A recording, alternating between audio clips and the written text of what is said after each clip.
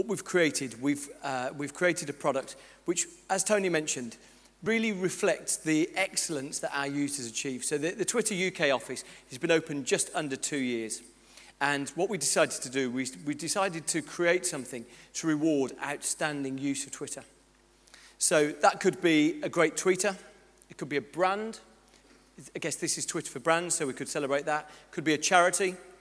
But something almost like the blue plaque of Twitter to award excellence in the UK. And we set about thinking about this a while ago. We wanted to create something that felt covetable, that felt special, that felt like it really was a badge to be earned. And we worked with the team from Berg London, who run a series of cloud-powered devices, the Berg Cloud devices. You might have seen their fantastically fun device, which is the little printer, a great intersection of the web and real technology. A great way, it prints off your Twitter stream, it prints off the daily crossword, it just turns those little fractions of content that you get into live printed articles. Sort of the intersection of the real world. And we chatted to Berg and we said we want to create something special. We wanted to create something that reflected when things happen on Twitter, they happen in the real world. So we gave them a brief to come up with a Twitter cuckoo clock. And we've created what we think is something magical to reward the best UK uses of Twitter. So this is an item we've styled Flock. I'd like to show you a short film.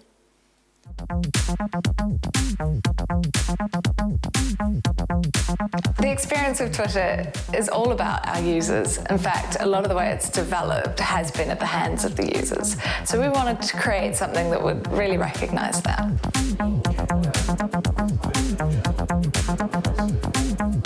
We wanted something that was powered by Twitter, an experience which was intelligent, useful, and ultimately fun. There are just over a handful of these things. They're only going to very special people. It needed to have the essence of a cuckoo clock, craft, time, and alerts, but with a distinctly Twittery feel. So, rigged up a simple switch just to activate the beard. You can see him peeping out. That's cool. We wanted to create something that alerts you in a unique and enchanting way when someone replies, retweets, or when you gain a new follower.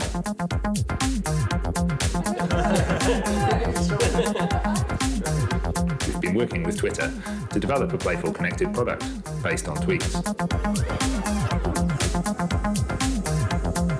This is a limited edition product, so we've been able to craft these using processes suited to small run manufacture. Each one connects wirelessly using our Bird Cloud developer kit. This allows the configuration and control of the bird's behaviour to happen in the cloud and be choreographed remotely via Twitter. We love how it encapsulates the delight and the joy of Twitter, and we're really looking forward to rewarding individuals and brands who push the creative boundaries on Twitter.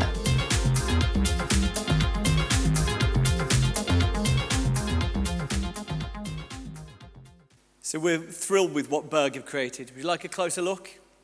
So let's give you a closer look. So Berg have created a device which effectively turns what happens in your Twitter account into real-world alerts.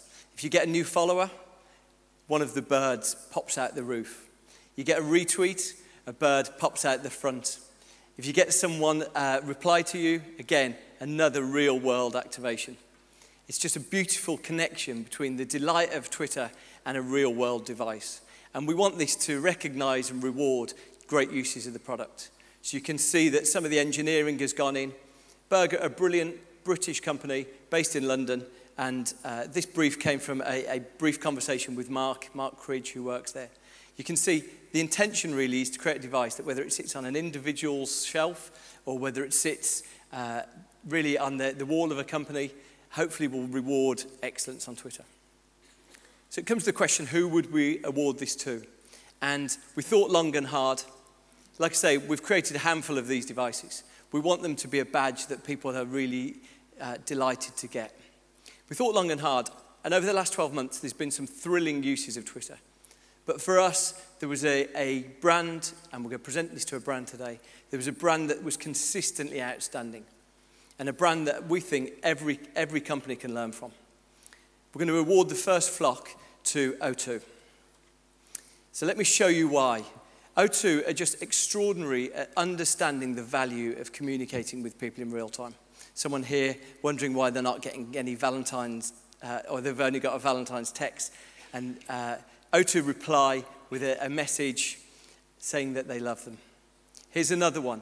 Ollie mentioned it's all very well brands planning for things going well in advance, but often during the last 12 months, O2 have had times that haven't gone as well. They had a network outage last year, and consequently, they got a lot of people taking to Twitter to complain. But they responded to that in a really human way.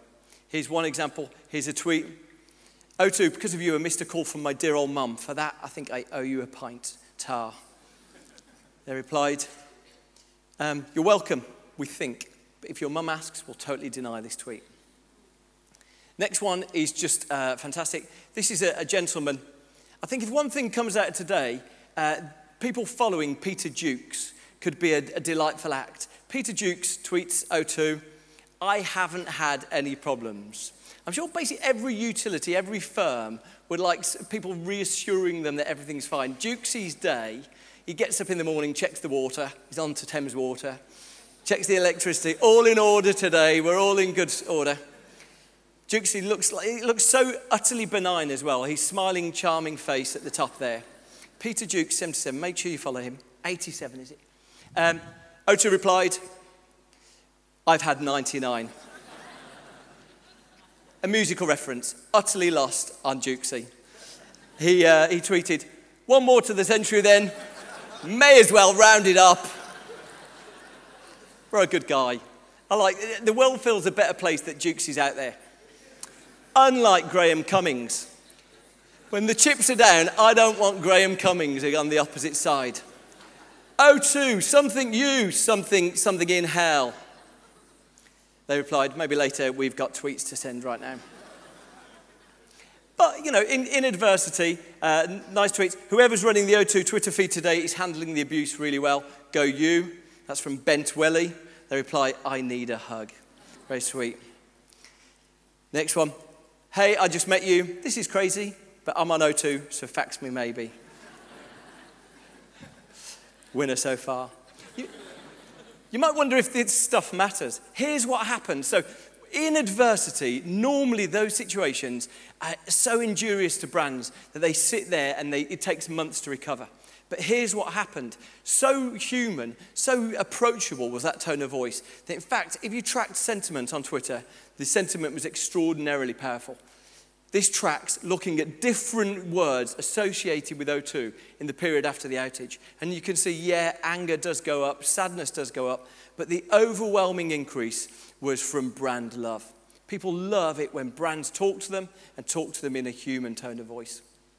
We tried to understand, really tried to get to the heart of why O2 are so fantastically good at this. And our journey took us to chat to their CEO, Ronan Dunn. Ronan is on Twitter, and he did this film for us, explaining how he uses the platform.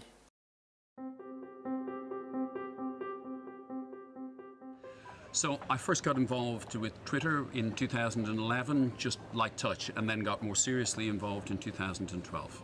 Before I joined, I thought Twitter was a conversation that was going on, but probably not one that was relevant to me. What I realized when I joined, of course, is it was a conversation my customers and my employees were having, so it was entirely relevant. Twitter absolutely contributes to our bottom line. Our more engaged customers have higher customer satisfaction, and we can measure that. And customers with higher satisfaction tend to stay longer and spend more with the brand. Certainly they do with O2.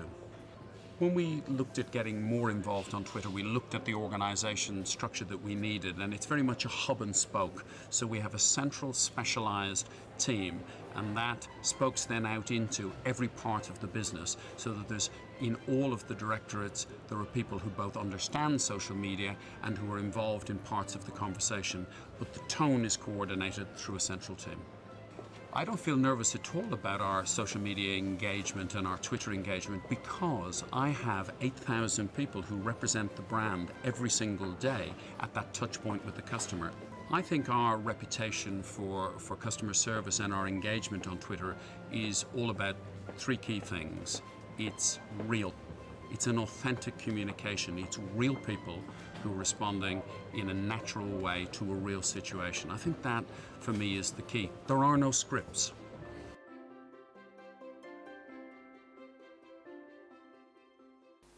So we're really thrilled to present the first flock to Nicola Green from O2. Please welcome Nicola.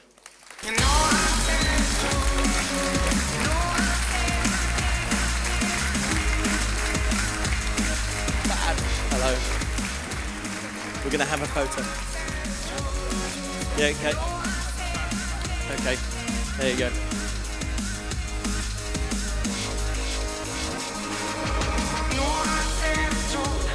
Well done.